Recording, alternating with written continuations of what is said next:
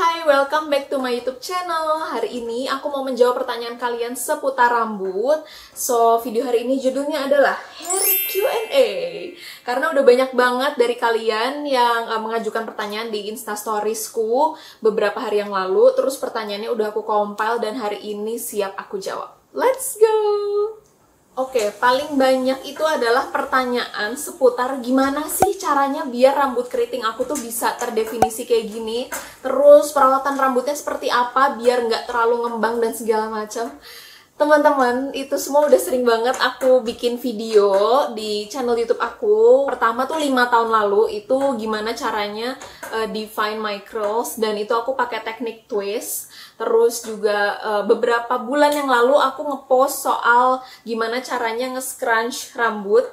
Pernah juga aku ngepost soal gimana sih caranya ngeringin rambut pakai hair dryer. Gini ceritanya. Rambut aku itu 6 tahun lalu sama sekarang beda banget. Ini aku kasih fotonya ya, before dan afternya. Jadi kan aku tuh rambutnya memang keriting alami dari kecil. Terus aku pernah rebonding rambut dari kelas 1 SMP sampai kelas 3 SMA, which is 6 tahun, karena aku pengen banget rambut aku lurus seperti Sunshine di Better Garden. Setelah rambut aku kembali keriting, itu keritingnya ya keriting frizzy yang maksudnya megar aja, karena aku nggak tahu kan gimana cara stylingnya dan segala macam. Sampai akhirnya aku bertemu dengan hairstylist aku sampai sekarang, yaitu Mas Randy.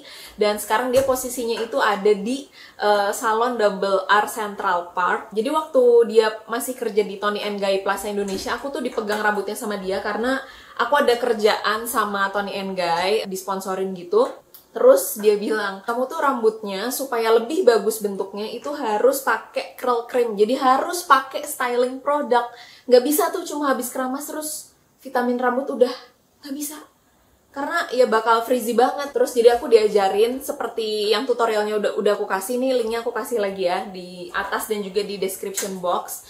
Itu teknik yang pertama kali aku pelajari adalah teknik twisting. Jadi setelah keramas itu ngebagi rambut yang masih basah atau masih lembab menjadi sekitar ya beberapa bagian. Biasanya aku 3 bagian sampai 4 bagian. Pakai curl cream, terus ditwist dan ditwist gitu. Dan yang belum lama ini aku pelajari adalah teknik scrunch. Ini bagus juga. Jadi intinya stylingnya, styling rambutnya, styling produknya harus benar. Dan gimana sih cara cari tahu produk styling rambut yang bener? Ya kalian harus coba sendiri karena keadaan rambut setiap orang berbeda-beda. Kalau saat ini di rumahku, aku punya dari merek On Jackies yang curl lala, defining curl custard. Belinya di Belanda kayak 2 tahun lalu, baru mau habis. Terus ini yang belum lama aku beli, yang Shea Moisture Curl Enhancing Smoothie. Ini just tip dari US. Terus aku lagi punya juga Rose Elastic Volume Cream, ini dan Koli. Intinya ini, tanpa curl cream rambutku tuh nggak kayak sekarang. Udah itu aja sih kunciannya. Terus ini nyambung nih ke pertanyaan selanjutnya. Curl pattern itu bisa berubah ya kak? Faktornya apa aja? Nah, seperti yang tadi aku ceritain nih, nyambung banget. Jadi setelah aku rajin nge-styling rambut aku kayak gitu caranya, pakai curl cream setiap habis keramas, itu rambutku semakin nurut dan semakin berteksturnya tuh ya kayak gini gitu. Bahkan sekarang ya, kalau misalnya habis keramas terus aku bener-bener ketinggalan gak ada curl cream atau apapun, rambutku tuh gak langsung yang frizzy banget kayak dulu, tapi masih bentuknya masih apa ya, gak terlalu berantakan. Jadi menurut aku rambut itu bisa mengingat pattern gitu ya, apa yang kita lakuin ke dia, gimana cara kita memperlakukan dia tuh dia bakal inget. Aku juga sebenarnya nggak bisa jelasin kenapa rambutku tuh kesannya sekarang kayak lebih turun. Terus ada yang bilang, kak rambutnya jadi tipisan ya dan segala macam. Sebenarnya rambutku tuh kelihatan lebih tipis tuh bukan karena rontok, tapi aku sadar bahwa semakin umurku bertambah itu rambut aku tuh semakin lemes. Mami aku juga bilang gitu, zaman aku kecil tuh rambutnya tuh kayaknya teksturnya kasar banget, disisir tuh susah banget. Pas kemarin belum lama ini mami nyisirin aku, setelah aku berumur 30 tahun masih disisirin, dikepangin, itu dia bilang rambutku halus banget. Jadi emang menurut aku selain faktor umur juga faktor konsistensi perawatan yang terus. Bayangin aja aku selama 5 tahun 6 tahun styling rambut dengan cara yang sama, ya lama-lama dia kayak gini sendiri. Next question, seminggu keramas berapa kali? Jadi rambut keriting itu, aku pernah baca nggak boleh terlalu sering keramas karena bisa menghilangkan minyak alami yang ada di kulit kepala. Dan rambut keriting itu kalau tanpa minyak, ya dia jadi kering banget. Nah, makanya aku keramas tuh seminggu bisa 2-3 kali yang pakai shampoo. Jadi misalnya hari ini nih aku baru keramas, biasanya aku keramas tuh 2 hari lagi. Besok tuh nggak mungkin. Misalkan besok kira-kira rambutnya udah berantakan, terus aku mungkin butuh photoshoot atau bikin konten dan segala macam, aku hanya akan refresh. Jadi kalau misalkan pas lagi harinya keramas kan pasti pakai shampoo, terus pakai conditioner ya kan.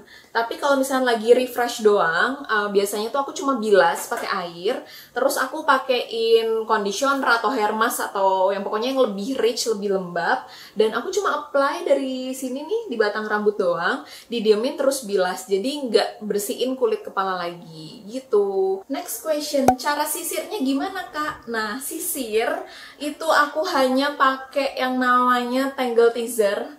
This one is my first Tangle Teezer, belinya tahun 2013, 8 tahun yang lalu, dan bentukannya masih kayak begini. Warnanya memang udah pudar, cuma bentuknya masih bagus banget. Dan ini the best banget karena kayak rambut sekusut apapun itu nggak sakit pas disisir. Dan nyisirnya biasanya aku selalu dari bagian bawah atau dari bagian dalam baru ke atas.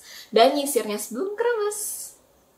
Pertanyaan selanjutnya, kakak potong rambutnya tiap berapa bulan sekali? Percaya nggak percaya, orang bilang katanya, aduh punya rambut keriting itu kayaknya high maintenance gitu kan.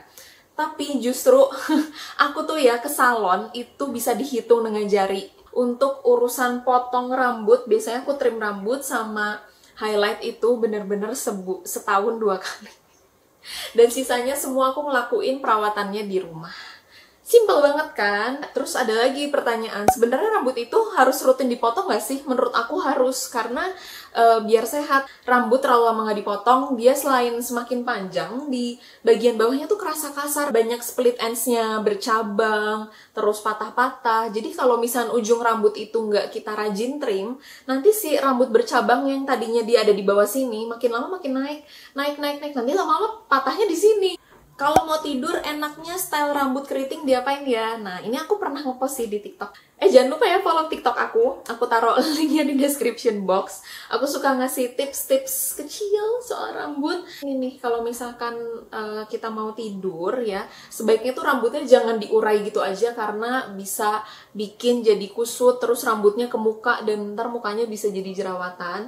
Jadi aku selalu memakai scrunchie yang kayak gini, nggak usah kenceng-kenceng lah ikat rambutnya. Nah, yang pertama adalah pineapple hair alias nanas. Jadi caranya bener-bener cuma diikat ringan sekali gini aja ke atas tuh.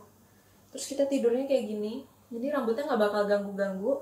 Atau kalau buat rambut tuh kan panjang banget, kalau di teknik pineapple kayak masih kemana-mana, itu biasanya aku akan selalu melakukan cepo ringan masih dengan scrunchie yang sama, cuma cukup kayak gini doang.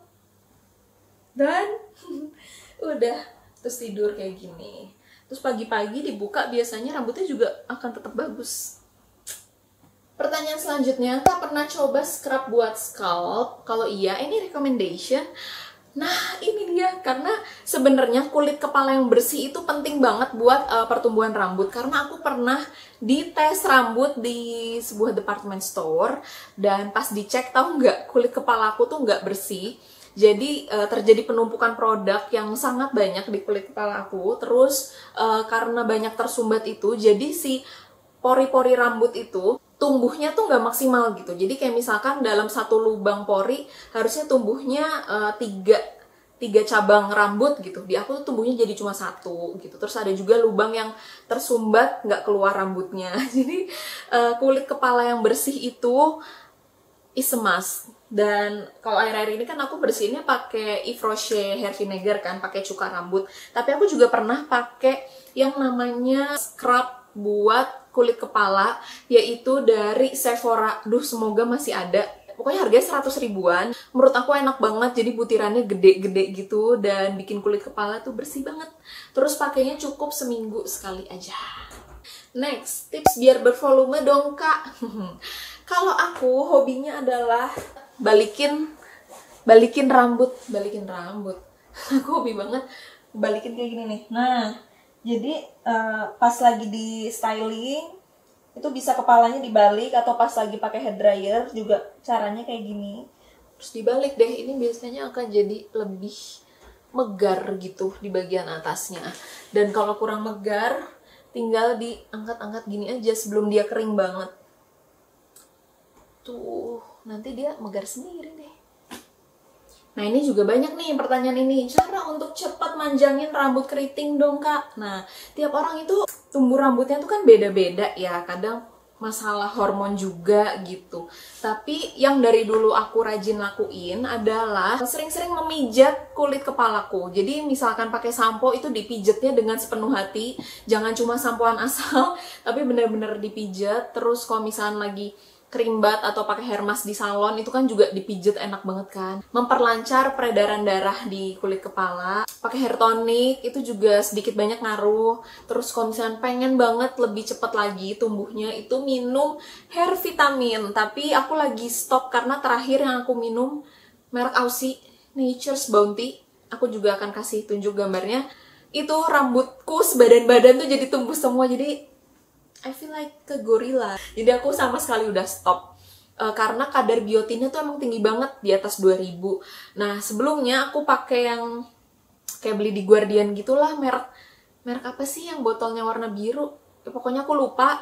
Itu kayaknya mungkin kadar biotinnya nggak terlalu tinggi, itu di aku fine-fine aja sih. Tapi dari yang aku amat-amati, dari zaman aku di rebonding sampai aku rambutnya dicat gini, sebulan itu normalnya kalau di aku tumbuh rambut adalah 1 cm. Biasanya nggak pernah sih lebih dari itu, tiba-tiba 2 cm gitu. Enggak, kayaknya serem juga ya. Buatku ya itu proses alamiah aja sih. Ya cuma bisa aku bantu itu tadi, pakai pijat-pijat. Terus juga kulit kepalanya yang penting itu tadi bersih. Karena kalau banyak sumbatan, banyak produk numpuk di kulit kepala, itu biasanya rambutnya jadi nggak tumbuh-tumbuh. Oke, ini pertanyaan terakhir ya. Kak, gimana caranya menumbuhkan keberanian untuk tampil dengan rambut asli? Zaman sekarang mungkin jauh lebih mudah karena udah banyak referensi kayak dari sosial media, dari Pinterest, itu banyak banget orang-orang yang punya keunikan dan terekspos dan kita jadiin role model gitu kan. Kalau dulu tuh bener-bener aku kesulitan sih, tapi aku sadar bahwa ketika aku meluruskan rambut, aku rebonding bertahun-tahun, itu sebenarnya aku hanya memenuhi ekspektasi orang. Karena orang bilang kalau rambut aku lurus, aku lebih cantik. Tapi ternyata lelah banget, Beb. Capek banget. Kalau rambut aku di rebonding terus, menurut aku sangat high maintenance gitu. Dan ketika rambut keritingnya tumbuh, aku akan sangat amat insecure. Jadi aku pengen rambut aku alami, lebih effortless. Dan bener, waktu awal-awal rambutku baru transformasi lagi keriting, kalau aku jalan di mall di Bandung lagi jajan apapun itu pasti diliatin sama orang kayak. Tapi ya yang kupikirkan dalam kepalaku adalah mereka ngelihat aku tuh kemungkinannya antara 2. 1 aneh, apa 2 keren, dan aku selalu nganggep oh ya buat mereka aku keren aja udah. Gak apa-apa, pede banget kayak gitu. Mungkin rasa itu yang bertahun-tahun terbangun dalam diriku. Kalau dalam diri kita udah pede, ternyata orang juga nggak melihat itu sebagai sesuatu yang apa ya, yang buruk gitu. Karena aku ya udah mau orang ngata-ngatain apapun lah, aku kayak tenang, inhale, exhale. Aku tahu bahwa ini adalah rambut yang dikasih Tuhan, yang unik, yang dikasih dari aku lahir. Ini adalah sebuah berkat, dan aku udah berjanji aku akan merawat rambut aku sedemikian rupa. Dan semakin lama orang-orang pun jadi kayak diam sendiri sih, dan semakin lama malah ngeliat rambut aku malah bilangnya keren gitu. Makanya emang semua itu butuh proses aja sih. Nah, kalau sekarang ya sering-sering aja lihat referensi-referensi orang-orang yang berambut keriting di Instagram, di Pinterest, karena udah banyak banget dan mereka keren-keren sekali. Kalau sering-sering dilihat, semoga percaya dirinya semakin nambah dan mulai nggak usah terlalu dengerin apa kata orang sih, karena yang penting kamu nyaman. Udah, itu aja. Oh, it's nice talking to you. Pertanyaannya masih banyak lagi yang lainnya, tapi sepertinya aku cukupkan dulu di sini. Kalau memang masih ada pertanyaan, nanti aku akan buat hair Q&A sesi kedua. Semoga sharing hari ini bisa bermanfaat buat kalian semua yang menonton. Dan see you in the next video. Bye!